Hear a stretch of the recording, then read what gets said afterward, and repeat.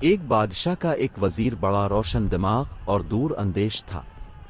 وہ ہمیشہ رضائے الہی کو اول رکھتا، دوسرے نمبر پر شاہی فرمان کا پاس کرتا۔ اس وزیر کا کوئی دشمن اس کی شکایت کرنے کے لیے بادشاہ کے پاس صبح سویرے جا دھمکا اور کہنے لگا کہ میں کوئی اپنے کام سے نہیں آیا بلکہ ایک شکایت کرنی منظور ہے، اور وہ یہ ہے کہ وزیر موصوف نے ہر خاص و عام کو اپنا مقروض بنا لیا ہے، اس شرط پر کہ بادشاہ کی زندگی میں ان سے کوئی مطالبہ نہیں ہوگا، پر جب بادشاہ فوت ہو جائے گا تو وہ قرض واپس کرنے کے پابند ہوں گے۔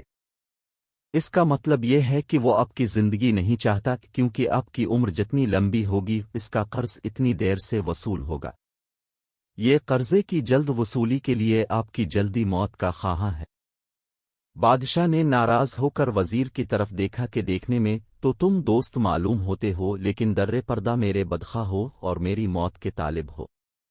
وزیر نے آداب بجا کر عرض کیا، جب آپ نے یہ قصہ چھیڑ ہی دیا تو اب چھپانا مناسب نہیں، تو میرا مقصد یہ ہے کہ لوگ آپ کی لمبی عمر کے خواہاں ہوں، کیونکہ آپ کی عمر جتنی لمبی ہوگی یا ان کو قرض کی ادائیگی اتنی ہی دیر سے کرنی ہوگی، لہٰذا وہ آپ کی لمبی عمر کے لیے دعائیں کریں گے۔ جب قرض کی ادائیگی آپ کی موت کے ساتھ مشروط ہے تو وہ میرے تقاضے سے بچنے کے لیے آپ کو قیامت تک زندہ دیکھنا چاہیں گے اور آپ کی لمبی عمر کے لیے دعائیں کریں گے، تو کیا آپ نہیں چاہتے کہ لوگ آپ کی لمبی عمر کے لیے دعائیں کریں؟ بادشاہ سلامت۔ لوگ تو دعاؤں کو غنیمت شمار کرتے ہیں کیونکہ ان سے مصائب روکے جا سکتے ہیں۔